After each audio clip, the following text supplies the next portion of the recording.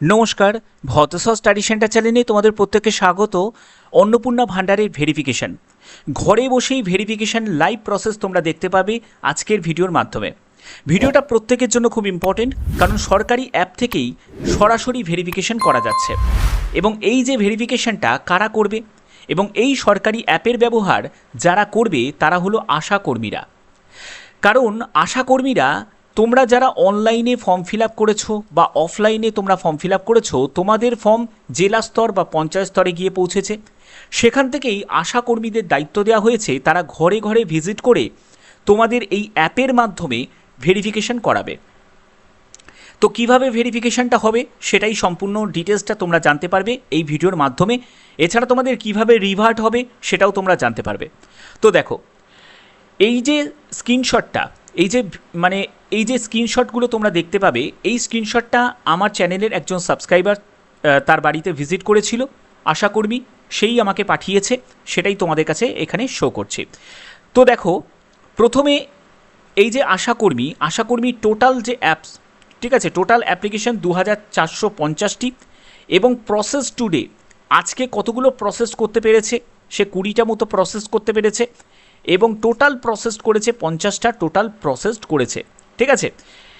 তো এখানে recent application তোমরা দেখতে পাচ্ছ, এবং এখানে যে সার্চ হেয়ার যে অপশানটা রয়েছে, এই সার্চ হেয়ার অপশানে তোমার অ্যাপ্লিকেশন আইডি, তোমরা যারা ফর্ম জমা করেছো সেটা অফলাইন হোক বা অনলাইন হোক, প্রত্যেকে তোমাদের অ্যাপ্লিকেশন আইডি রয়েছে, প্রত্যেকে তোমাদের রেজিস্টার্ড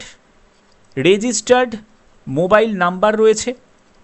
সেই রেজিস্টার্ড মোবাইল নাম্বার বা অ্যাপ্লিকেশন আইডি এই সার্চ শেয়ার অপশানে দিয়ে সার্চ করলেই তাদের কাছে সম্পূর্ণ তোমার ফ্যামিলির ডেটা লিস্টগুলো বেরিয়ে আসবে, ঠিক আছে। এবং এই ডেটা লিস্টে কী কী থাকবে সেগুলো দেখাচ্ছি। তো দেখতে পাচ্ছ, যখনই সার্চ করা হলো, অ্যাপ্লিকেশন আইডি দিয়েই সার্চ করা হলো, সেখানে পুরো ফ্যামিলির, মানে ফ্যামিলিতে যতজন রয়েছে তাদের প্রত্যেকের কিন্তু ডেটা লিস্ট বেরিয়ে এলো। যেখানে প্রথমে head of family, relation with head of family, সে সেলফ নিজেই, তারপরে তার ডেট অফ বার্থ, তার জেন্ডার, তারপরে হচ্ছে তার একটি বাচ্চা রয়েছে, ঠিক আছে, relation with head of family, son, পুত্র, ডেট অফ বার্থ, তারপরে তার জেন্ডার, তারপরে তার ওয়াইফ, ঠিক আছে, তার ওয়াইফের ডেট অফ বার্থ, জেন্ডার, সেগুলো সম্পূর্ণ শো করছে। এবং তোমরা লক্ষ্য করবে যে ওয়াইফের এই ওপরের দিকে এখানে অন্নপূর্ণা যোজনা বলে মেনশন করা রয়েছে, অর্থাৎ সে হলো বেনিফিশিয়ারি যে অন্নপূর্ণা যোজনা এই পরিবারের মধ্যে থেকে পাবে।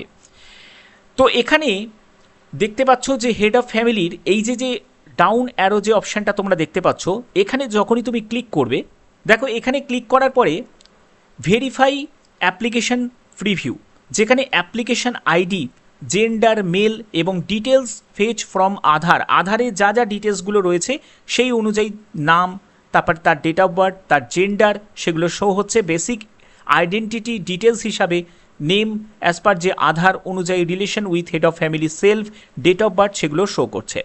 যদি সব কিছু ঠিকঠাক থাকে, তোমার নাম, ডেট অফ বার্থ, এগুলো যদি কোনো ভুলভ্রান্তি না থাকে, তাহলে আশাকর্মী এই জায়গাটায় তোমাকে এগুলো দেখিয়ে নিয়ে অ্যাকসেপ্ট এই অপশানে ক্লিক করে দেবে।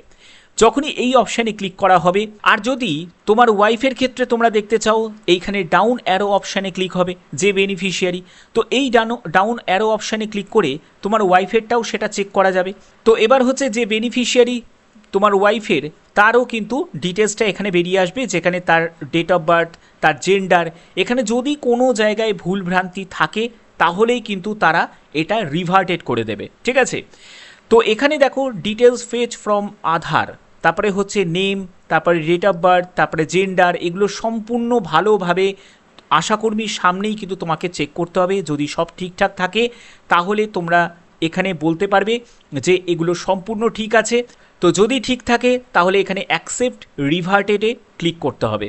যখনই অ্যাকসেপ্ট রিভার্টেড অপশানে ক্লিক করবে, তারপরে তোমাদের এরকম একটি অপশান শো হবে, যেখানে দেখতে পাচ্ছ সেন্ড টু ভেরিফায়ার, এবং আরেকটি হচ্ছে রিভার্ট অ্যাপ্লিকেশন, অর্থাৎ অ্যাপ্লিকেশন ফেরত পাঠানো হচ্ছে। এখানে বলছে যে you are verifying this application and sending it to verifier for final অ্যাপ্রুভালের জন্য পাঠানো হচ্ছে, ঠিক আছে। যে ভেরিফাই তারা কমপ্লিট করে দিয়েছে, মানে আশাকর্মীরাই ভেরিফিকেশন কমপ্লিট করে দিয়েছে, এবার হচ্ছে ফাইনাল অ্যাপ্রুভালের জন্য কিন্তু এটাকে পাঠানো হচ্ছে, ঠিক আছে, এই ডেটাটাকে।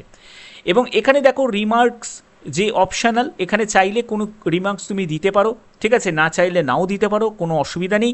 সাপোর্টিং ডকুমেন্টস হিসাবে যদি কিছু মানে দিতে হয় তুমি দিতে পারবে। সাপোর্টিং ডকুমেন্টস এটাও কিন্তু অপশনাল রয়েছে, ঠিক আছে, এটাও কিন্তু কোনো ম্যান্ডেটারি নয়। এবং জেপিজি, পিএনজি, পিডিএফ বা জেপিইজি 50 কেবি থেকে 200 কেবির মধ্যে যে কোনো ফরম্যাটে আপলোড করা যাবে।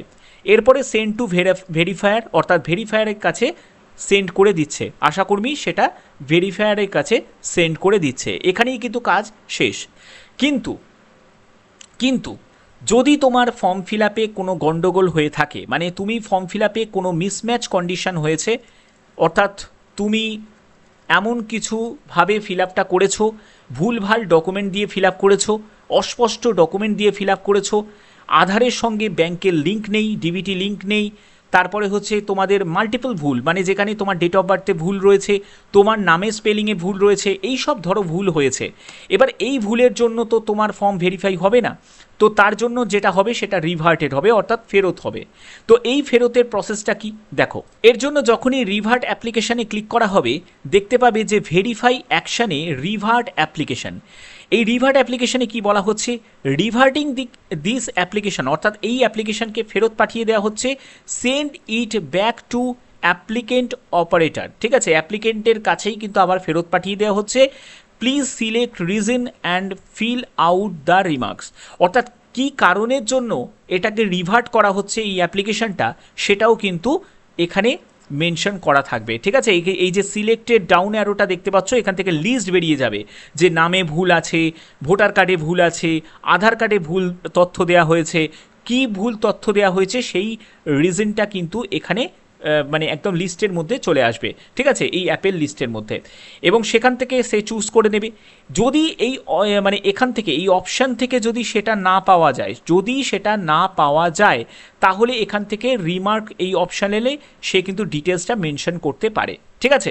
তো এটা করার পরে তারপরে কি, তারপরে হচ্ছে সাপোর্টিং ডকুমেন্টস, অর্থাৎ যে কারণের জন্য এই ফর্মটা রিভার্ট হলো, তো সেই কারণের জন্য সেই যে সাপোর্টিং ডকুমেন্টস সেটা তোমাকে এখানে আপলোড করতে হবে। সেটা হতেই পারে আধার কার্ড হতে পারে, সেটা হতে পারে ভোটার কার্ড হতে পারে, ঠিক আছে, যেটা স্ক্যান করে এখানে আপলোড করে দেবে।